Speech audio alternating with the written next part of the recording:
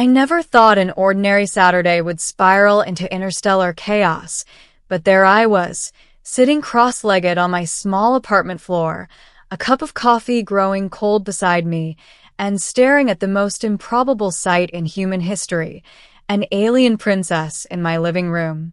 And she was glaring at me like I had personally insulted the entire royal lineage of her planet. Her name was Laria, and she had arrived on Earth as part of an intergalactic diplomatic delegation. I had met her 2 months ago at a cultural exchange event in downtown Chicago, where her grace, otherworldly beauty, and piercing violet eyes had rendered me, frankly, speechless. Or perhaps muttering incomprehensible nonsense counts as speech. Regardless, we had connected in a way I still didn't fully understand. I was just a human, an ordinary engineer whose life mostly revolved around servers, late-night coding, and the occasional binge of interstellar sci-fi shows.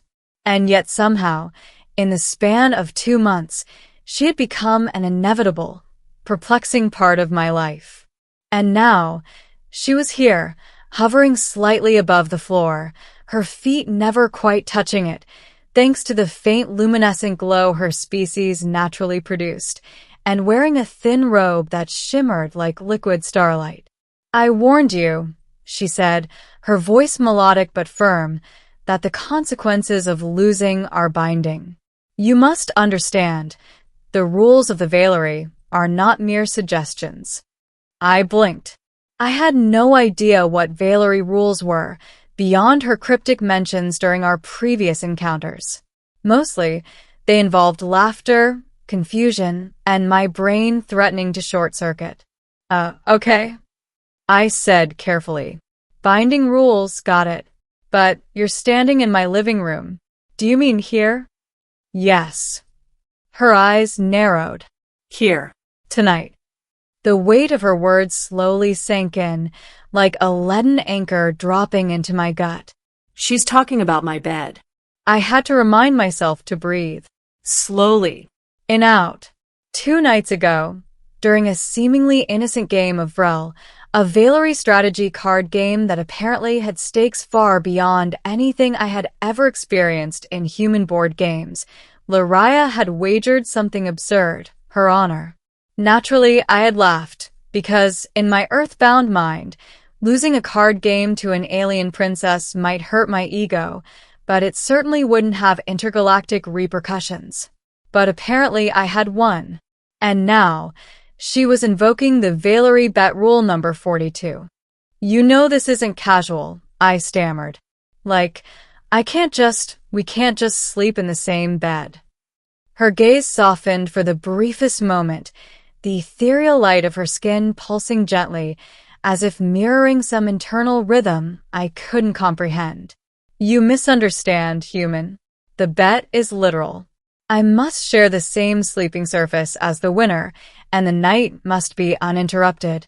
The law of Valerie dictates." I held up a hand. "Whoa, wait. "When you say law of Valerie, do you mean you could get in trouble if you don't?" "Yes," she said simply, almost mournfully. "The consequences extend beyond me, potentially to my family, my advisors, and the honor of our lineage." I groaned. This was absurd. A cultural game leading to this. "Look," I said, trying to regain some semblance of authority.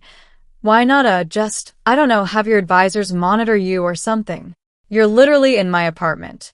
I don't even have enough blankets for 2. Laria blinked.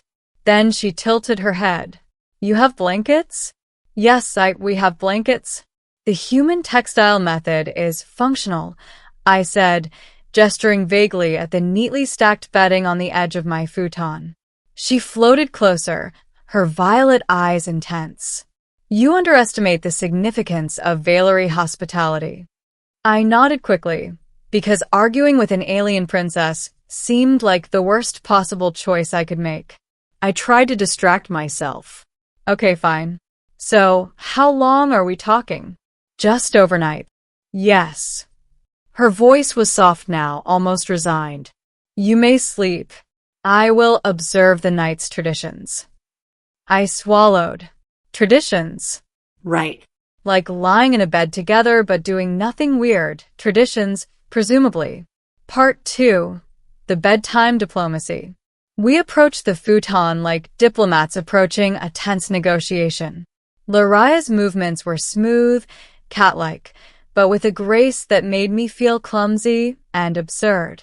I held the blankets awkwardly in my hands, trying not to make eye contact. Human custom is perplexing, she said, lowering herself onto the futon.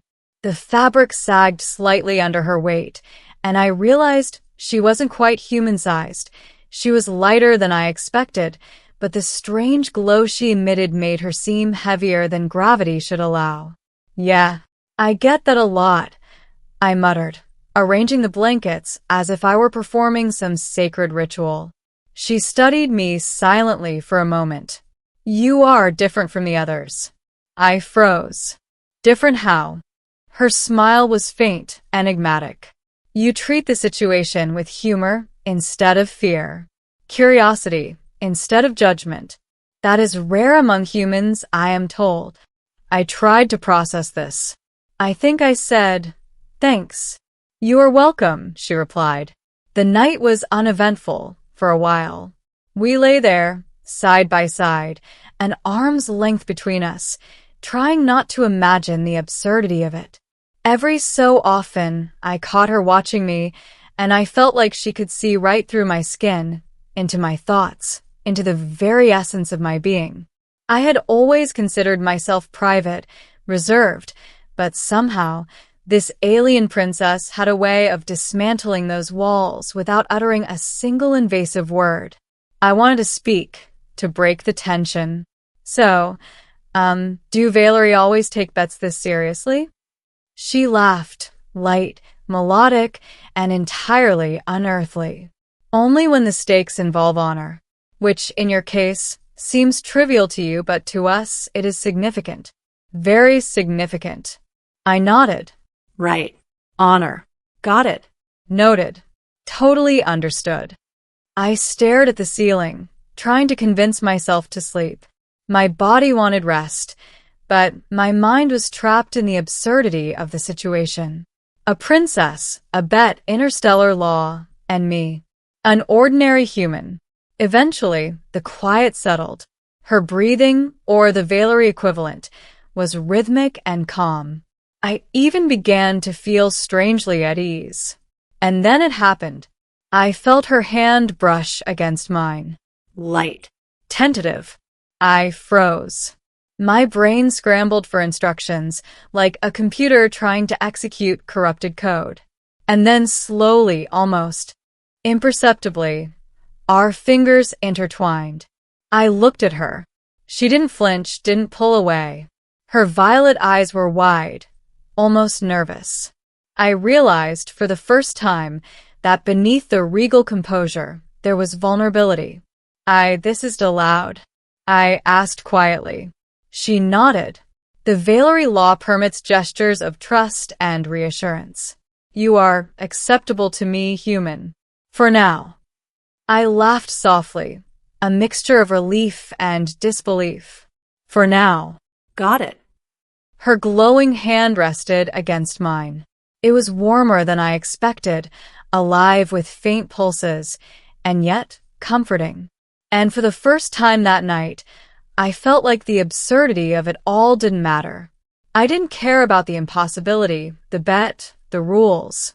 I just wanted her to be here. Part 3. Morning and consequences. Morning came with a soft, golden light filtering through my apartment windows. I woke slowly, expecting the usual discomfort of sleeping on a futon, only to find her still there. Laraya was sitting upright, hair cascading like liquid midnight over her shoulders, and watching me with a smile that made my heart pound. "Human," she said, stretching in a way that seemed effortless and entirely inhuman. "You slept adequately for one of your kind." Impressive. I sat up, blinking, and realized my hand was still in hers. She didn't pull away. "So, morning," I said. My voice cracked. "Morning," she echoed. There was a pause, filled with the sound of our breathing, the faint hum of the city beyond the windows. Finally, she spoke. The bet is concluded.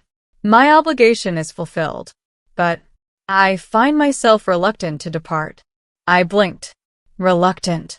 Yes, she said softly. I enjoyed the simplicity, the quiet, the trust. Earth has peculiar comforts, human.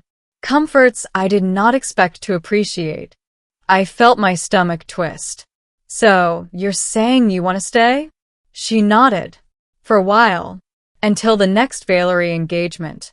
Until the next judgment. And in that moment, I realized that the absurdity, the chaos, the impossible circumstances of the night had changed something fundamental. This alien princess, bound by rules and honor far beyond my comprehension, had chosen to remain here, in my life, by my side. Not because of the bet, not because of obligation, but because she wanted to. I laughed, quietly, shakily, and shook my head. You know, when you said you'd have to share my bed, I thought this would be something else. I wasn't expecting this. Neither was I, she admitted. Perhaps that is why it is memorable.